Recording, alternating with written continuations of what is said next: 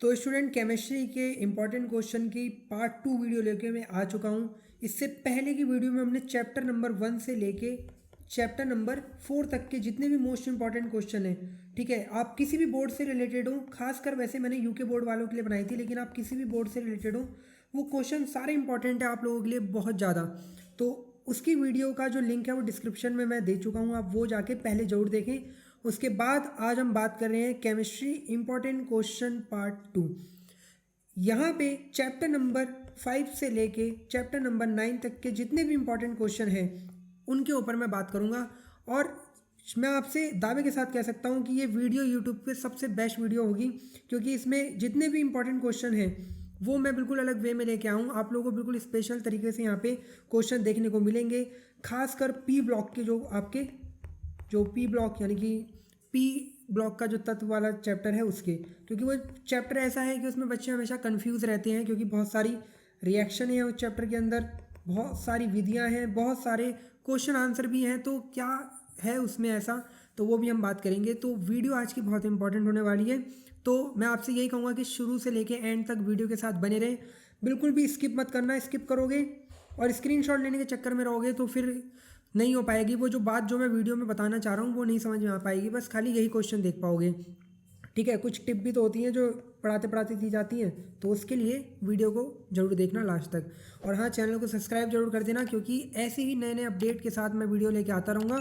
और बहुत सारे बच्चे जैसे सॉल्यूशन के लिए बोल रहे थे, तो एक सॉल्यूशन तो मैंने 2022 का फिजिक्स का बना ही रखा है।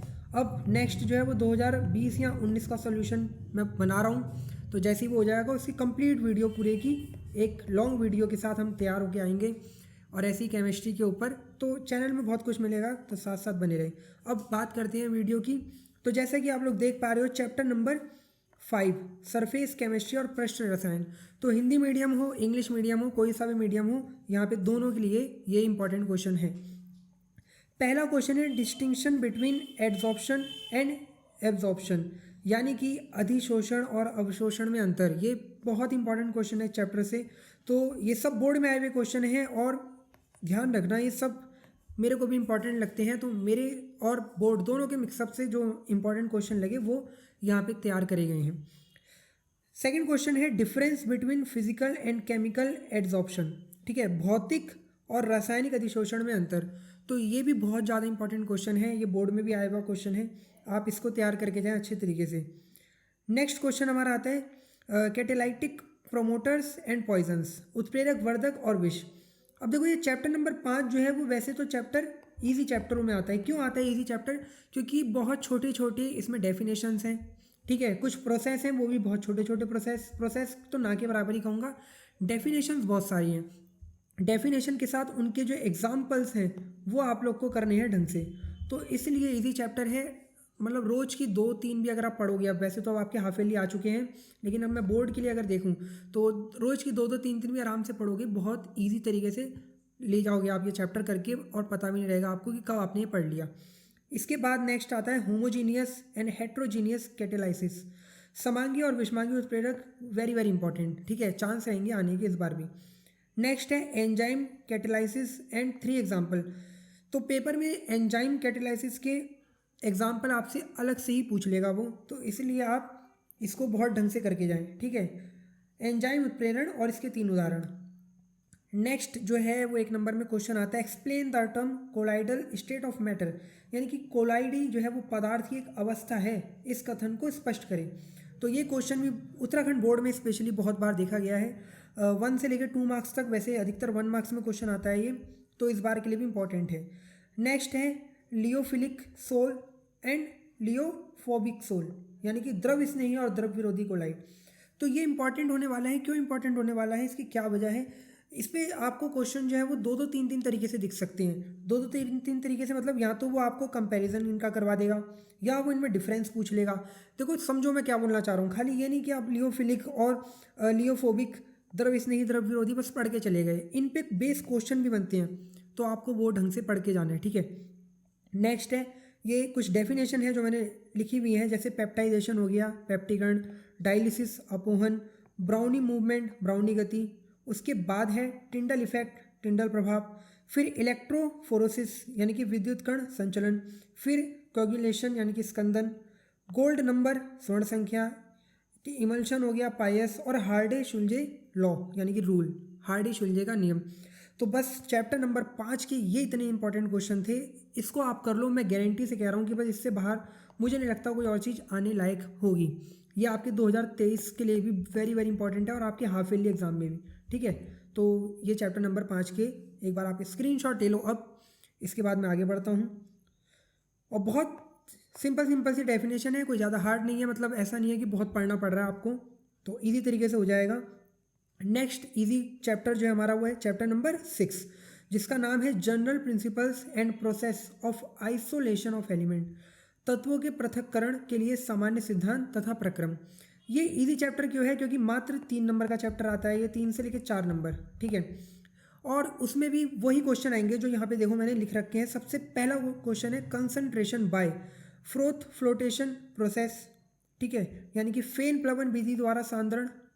नेक्स्ट है आप लोगों का मैग्नेटिक सेपरेशन ऑफ इम्प्योरिटीज़, चुंबकीय पृथक्करण विधि, ठीक है। तो उसके बाद ये 2 आपके इंपॉर्टेंट हो गए, ठीक है, सांद्रण की जो हटाने की, कंसंट्रेशन बाय फ्रोथ फ्लोटिंग हो गया, और आपका magnetic separation. And the other question is calcination and roasting, निस्तापन व भर्जन। ये भी इंपॉर्टेंट है, 10th क्लास का ही है, ठीक है। इसमें कभी कभी दोनों में तुलना करवा लेगा, एग्जाम्पल भी पढ़ के जोड़ जाना। केमिस्ट्री में एग्जाम्पल बार बार कह रहा हूँ, वेरी वेरी इंपॉर्टेंट रहते हैं, ठीक है। नेक्स्ट क्वेश्चन है extraction of iron blast furnace, ठीक है, ये बहुत इंपॉर्टेंट है। वात्या भट्टी blast furnace is a very very important question for 6th chapter, ठीक है, बहुत ही ज़्यादा इंपॉर्टेंट है। उसके बाद conversion of cast iron into wrought iron, ठीक है, यानी कि ढलवे लोहे से पिटवे लोहे का निर्माण, ये भी वेरी इंपॉर्टेंट क्वेश्चन है। तो नेक्स्ट क्वेश्चन है difference between minerals and ores, खनिज और अयस्क में अंतर। और फिर फ्लक्स हो गया, स्लैग हो गया, गालक और धातुमल, ठीक है, गालक और धातुमल, इसमें आपसे तुलना करवा सकता है, आप में डिफरेंस पूछ सकता है। स्मैटिंग, ठीक है, एंड रोस्टिंग, तो इसमें प्रगलन और भर्जन में भी आपसे अंतर पूछ सकता है। मुझे नहीं लगता इससे बाहर इसमें और कोई क्वेश्चन आने की गुंजाइश है, क्योंकि इससे बाहर मुझे नहीं लगता कुछ और आ भी सकता है। तो चैप्टर नंबर 6 के जितने भी इंपॉर्टेंट क्वेश्चन हैं इनका आप स्क्रीनशॉट ले लो। अब बढ़ते हैं अपने जो खास वीडियो में होने वाला है ना, जो आज की वीडियो में खास वो होने वाला है क्या, पी ब्लॉक। पी ब्लॉक को इस तरीके से डिज़ाइन कराया ना मैंने कि आप भी कहोगे यार कि मतलब यूट्यूब पे इससे बेहतरीन वीडियो शायद ही आपने पी ब्लॉक के इंपॉर्टेंट क्वेश्चन के ऊपर देख रखी होगी। तो ये वेरी वेरी इंपॉर्टेंट होने वाला है, तो प्लीज़ इस पार्ट को तो बिल्कुल स्किप मत करना, बिल्कुल स्क्रीनशॉट लेने के चक्कर में मत पड़े रहना, ध्यान से देखो मैं क्या बोल रहा हूँ। तो चैप्टर नंबर 7वां पी ब्लॉक के तत्व है।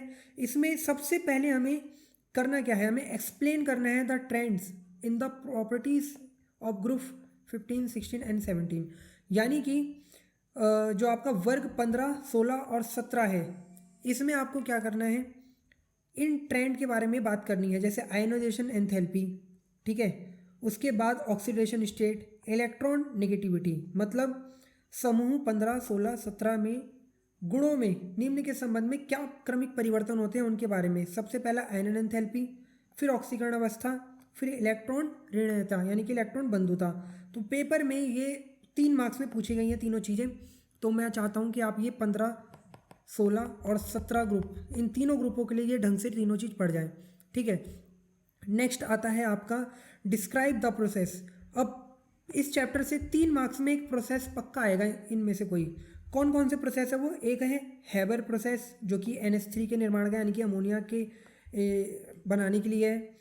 नेक्स्ट है कॉन्टैक्ट प्रोसेस जो कि H2SO4 के निर्माण के लिए यानी कि संपर्क विधि H2SO4 की, और हैबर विधि हो गई है हमारी। और उसके बाद है एक ऑस्टवाल्ड प्रोसेस यानी कि ऑस्टवाल्ड विधि जो HNO3 के निर्माण की है।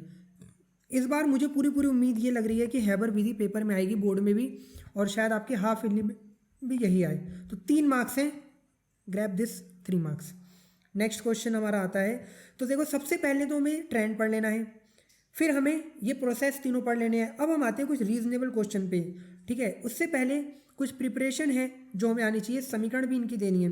जैसे पहले आपको फॉस्फीन PS3 गैस जो है इसकी प्रिपरेशन आनी चाहिए। नेक्स्ट ओजोन की आनी चाहिए। थर्ड डाई ऑक्सीजन, और उसके बाद Cl2 डीकन विधि द्वारा, ठीक है, यानी कि डीकन प्रोसेस है उसके द्वारा आपको Cl2। तो सबसे पहले हमें क्या करना है, ये ट्रेंड पढ़ लेने हैं, फिर हमें ये प्रोसेस पढ़ लेने हैं। नेक्स्ट जो आता है हमें इनकी प्रिपरेशन, ये चार जो चीज़ें इनकी प्रिपरेशन ढंग से तैयार कर लेनी है with equation. And the fourth one is name and formula and oxidation state structure of 3 oxo acid of phosphorus, यानी कि फास्फोरस के जो भी ऑक्सो एसिड हैं उनके नेम, ऑक्सीडेशन स्टेट वगैरह सब, फास्फोरस के 3 ऑक्सी अम्लों के नाम, सूत्र, ऑक्सीकरण संख्या, संरचना, ये हमें करने हैं। पेपर में ये भी 2 मार्क्स में आए हुए हैं अलग से। उसके बाद रीजनेबल क्वेश्चन, कारण वाले क्वेश्चन, देख रहे हो किस तरीके से हम चैप्टर को डिज़ाइन कर रहे हैं, क्या क्या पढ़ना है हमें। 8 नंबर का चैप्टर आता है, पक्का पक्का गारंटी दे सकता हूँ कि 6 मार्क्स तो आपके कहीं नहीं गए इसमें से, हो सकता है 8 के 8 आ जाएं, ठीक है। उसके बाद रीजनेबल क्वेश्चन कौन कौन से है, जैसे फर्स्ट क्वेश्चन है why is N2 less reactive at room temperature, कमरे के ताप पर N2 अक्रिय है क्यों, ठीक है, सब बेस्ट क्वेश्चन है। The next question is nitrogen exist as diatomic molecule N2 where as phosphorus exist as a tetra atomic molecule P4 explain, यानी कि नाइट्रोजन द्विपरमाणु अणु बनाता है जबकि फास्फोरस चतुष्परमाणु अणु बनाता है क्यों, तो ये क्वेश्चन इंपॉर्टेंट है। The third question is H2O is liquid but H2S is a gas why, यानी कि H2O द्रव है जबकि H2S गैस है क्यों, ये तो आप बहुत इंपॉर्टेंट क्वेश्चन लगा लो, बहुत बार आया हुआ है। नेक्स्ट है PCl5 is known but NCl5 is not why, PCl5 ज्ञात है जबकि NCl5 नहीं है क्यों, ये भी वेरी इंपॉर्टेंट क्वेश्चन लगाओ, सब इंपॉर्टेंट क्वेश्चन है। Next O2 is gas but S8 is solid why, यानी कि O2 गैस है और S8 जो है वो ठोस है क्यों। नेक्स्ट है why does ozone act as a powerful oxidising agent, यानी कि ओजोन प्रबल ऑक्सीकारक है क्यों। जो हमारा अगला क्वेश्चन है वो है name 2 poisonous gases which can be prepared from Cl2, 2 ऐसी विषैली गैसों के नाम लिखने हैं जो Cl2 गैस से बनाई जाती हैं, ठीक है। उसके बाद है why is ICl more reactive than I2, ICl I2 से अधिक क्रियाशील है क्यों, ये भी इंपॉर्टेंट क्वेश्चन है, ठीक है, इसको भी इंपॉर्टेंट लगाओ। उसके बाद अगला क्वेश्चन है why does NH3 form hydrogen bond but PS3 does not, यानी कि NH3 हाइड्रोजन बॉन्ड बना रहा है जबकि PS3 नहीं बनाता, ऐसा क्यों। उसके बाद नेक्स्ट क्वेश्चन है explain why fluorine forms only 1 oxo acid HOF, fluorine केवल एक ऑक्सी अम्ल बनाता है HOF क्यों। Next question is why halogens coloured, halogen रंगीन होते हैं क्यों। उसके बाद जो हमारा नेक्स्ट क्वेश्चन है वो why do noble guys have large size, उत्कृष्ट गैसों का आकार बड़ा होता है क्यों। तो ये हमारे रीजनेबल क्वेश्चन थे, जो मैं चाहूँगा आप सबसे पहले ये सारे के सारे रीजनेबल क्वेश्चन पढ़ो, इसके बाद भी अगर आपको जो लग रहा है वो भी आप पढ़ो, ये मेरे इंपॉर्टेंट क्वेश्चन है, आप इनको जरूर पढ़ के जाना। उसके बाद preparation of XeF2, XeF4, XeF6 and XeO3 and structure, इनके structure preparation very very important है, पढ़ के जाने आप लोगों को। मैं बोल रहा हूँ आप लोगों को अगर आप इतना कर लोगे ना इस P ब्लॉक में, तो आप सही में, जो बच्चे डरते हैं ना इस चैप्टर से, इस चैप्टर के नाम से, आप बहुत अच्छे तैयारी से जाओगे। Arrange the following in order, F2Cl2 Br2 I2 increasing bond energy, बंधन ऊर्जा के बढ़ते क्रम में लिखना है इन्हें। ऐसे ही HF HCl HBr HI increasing acid strength, अम्लता के बढ़ते क्रम में लिखना है। उसके बाद है NH3 PS3 ASS3 SbS3 BiS3 increasing base strength. अब यहाँ पे एक क्वेश्चन आता है कि ये बहुत कम इसका बेस है, इसका बहुत ज़्यादा ये बेसिक नेचर दिखाता है, तो ये भी आप रीजनेबल क्वेश्चन पढ़ के जाएंगे, ठीक है। अगला है H2O H2S, इनको इंक्रीजिंग एसिड स्ट्रेंथ में अम्लता के बढ़ते क्रम में लिखना है, तो ये इतने इंपॉर्टेंट क्वेश्चन थे। उसके बाद यूजेस ऑफ He यानी कि हीलियम, ऑर्गन और नियॉन के, इतने चैप्टर में तैयारी कर लो। 8वां क्वेश्चन मैं आपसे बोलूँगा जो एक्स्ट्रा ऑर्डिनरी बिहेवियर है नाइट्रोजन का और ऑक्सीजन का एंड फ्लोरीन का, खासकर नाइट्रोजन का एक्स्ट्रा ऑर्डिनरी बिहेवियर जरूर पढ़ के जाना, ठीक है। वो अपने ग्रुप में बिल्कुल एक्स्ट्रा ऑर्डिनरी बिहेवियर शो करता है क्यों, तो मैं बार बार कह रहा हूँ, ठीक है, आप नोट भी कर सकते हैं, नहीं तो फिर कुछ स्टूडेंट कहेंगे कि सर ये वाला तो आप नहीं बताया था, ठीक है। Extra ordinary behaviour of nitrogen, nitrogen का असामान्य व्यवहार, ये जरूर पढ़ के जाना, बहुत इंपॉर्टेंट है, ठीक है। वैसे ऑक्सीजन का भी पढ़ लेना, लेकिन नाइट्रोजन का मस्ट है, पढ़ के जाना है। तो ये हमारे बहुत बहुत ज़्यादा मेहनत लगी है यार, देखो बहुत बहुत ज़्यादा मेहनत लगी है सही में क्वेश्चन, लेकिन दमदार क्वेश्चन है। आई होप कि लगभग 2023 का भी पेपर आपका इन्हीं में से अड़ जाए। कुछ रिएक्शन है जो मैंने नहीं बताई अभी इसमें, मैं चाहता तो वो बता सकता था, लेकिन मैंने अभी आपको रिएक्शनों से थोड़ा दूर रखने की कोशिश करी है। फिलहाल वो स्टूडेंट जो 100 मार्क्स के लिए पेपर देने जा रहे हैं, वो उनके लिए टिप ये है कि वो रिएक्शन करे जो बोर्ड में आई हुई है, यानी कि प्रीवियस ईयर की रिएक्शन, उसके अलावा कोई और रिएक्शन ना पढ़े। क्योंकि अगर रिएक्शनों के चक्कर में पड़ जाओगे इस चैप्टर में तो ये चैप्टर नहीं कर पाओगे। अभी जो मैंने बोला है वैसे ही आप इस चैप्टर की तैयारी करना, बिल्कुल इस वे में आप करोगे, आप पाओगे 70 से 80% तैयारी आपकी इस चैप्टर की हो चुकी होगी। इतना कुछ पढ़ने के बावजूद जहाँ बच्चे उलझ रहे होंगे इस चैप्टर में कि मुझे ये पढ़ना है वो पढ़ना है, तो एक बार फिर से आप देख लो। नेक्स्ट हमारा chapter number 8 which is D and F block elements, D और एफ ब्लॉक के तत्व। फर्स्ट हमारा जो आता है इसमें सबसे इंपॉर्टेंट है वो है इलेक्ट्रॉनिक कन्फिगरेशन, यानी कि इलेक्ट्रॉनिक विन्यास, और वो भी किस किस के, इन तत्वों के। ठीक है, असल में आपको 21 से लेकर 30 तक के ये डी ब्लॉक के एलिमेंट होते हैं, 21 to 30 जो भी आपके एटॉमिक नंबर के एलिमेंट्स हैं आपको इनको पढ़ के जाना है। ठीक है, आपको इनके इलेक्ट्रॉनिक कन्फिगरेशन, इलेक्ट्रॉनिक विन्यास आनी चाहिए। फिर उसके बाद वो आपको चाहे Mn2+ का दे, 3+ का दे, 4+ का दे, ठीक है, वो हमारा मैटर नहीं रखता, तो वो आप कर लोगे। नेक्स्ट जो है हमारा वो है lanthanide contraction, very very important question, ये बहुत इंपॉर्टेंट क्वेश्चन है इसमें से। लेंथेनाइट आकुंचन, ये आपको पढ़ के जाना है।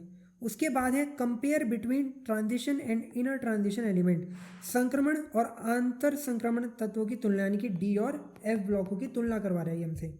Explain for D block elements, metallic character धात्विक गुण, मेल्टिंग एंड बॉइलिंग पॉइंट गलनांक व क्वथनांक, कॉम्प्लेक्स फॉर्मेशन संकुल यौगिक का बनना, कलर्ड कॉम्प्लेक्सेस रंगीन यौगिक का बनना, मैग्नेटिक प्रॉपर्टीज चुंबकीय गुण एंड कैटेलाइटिक प्रॉपर्टी उत्प्रेरक गुण।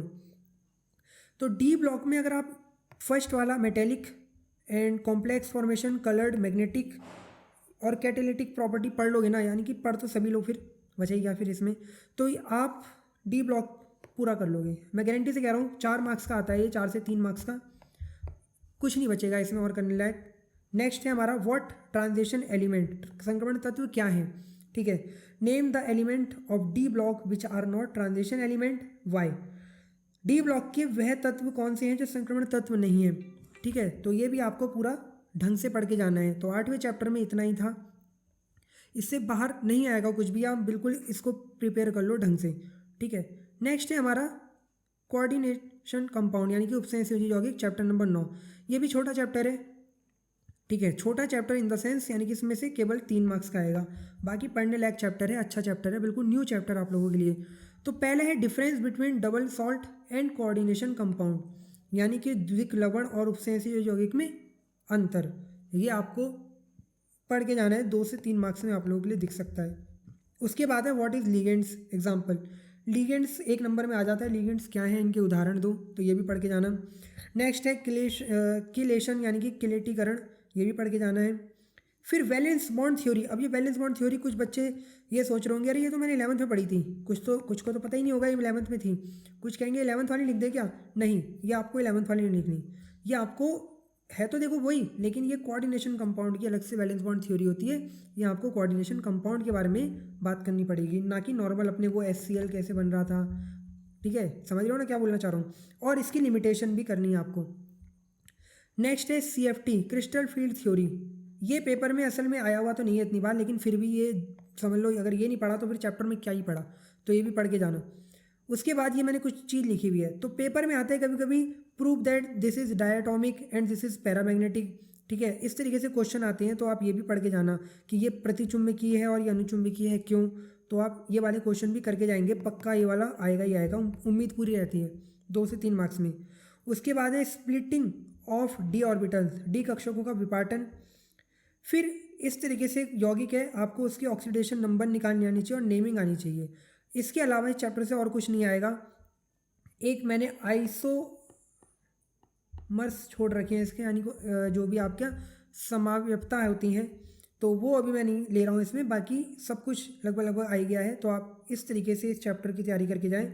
तो आज की वीडियो हमारी ऐसी थी जिसमें हमने चैप्टर नंबर 5 से लेके 9 तक के इंपॉर्टेंट क्वेश्चन के बारे में बात करा। आई होप आप ये वीडियो ज़रूर पूरी देखी होगी आप लोगों ने और आप लोगों को अच्छी लगी होगी। और मैं चाहता हूँ कि आप इस तरीके से तैयारी करो और फिर मुझे कमेंट करके बताओ कि कैसी लगी वीडियो। और अगर वीडियो अच्छी लग रही हो तो प्लीज़ लाइक कर देना, चैनल को सब्सक्राइब कर दो, वीडियो को शेयर मार दो ताकि हमारे और भी सब्सक्राइबर बढ़ें और मुझे भी अच्छा लगे। इसके बाद मैं नेक्स्ट वीडियो लेके आऊँगा और जो आपको चाहिए वीडियो मुझे कमेंट करके बता दो। Thank you for watching.